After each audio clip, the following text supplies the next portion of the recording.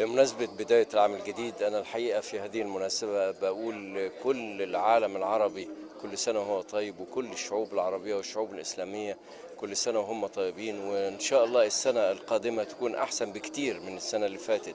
وبنتمنى فيها للشعوب العربية، بنتمنى للحكومات العربية إنها تبقى يد واحدة وتجتمع على كلمة سواء، لأن أنا بعتقد أن الفترة اللي فاتت كانت محتاجة لهذا التضامن، والتشتت فيه ضعف وفيه هوان، لكن الاتحاد هو اللي فيه القوة فعلا.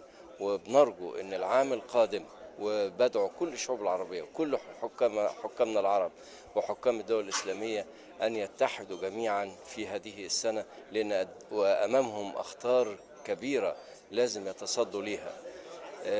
أيضا دي أمنية عامة، والأمنية الخاصة بالنسبة للجميع أن ربنا يوفق الجميع ونشعر جميعا بالتقدم والازدهار.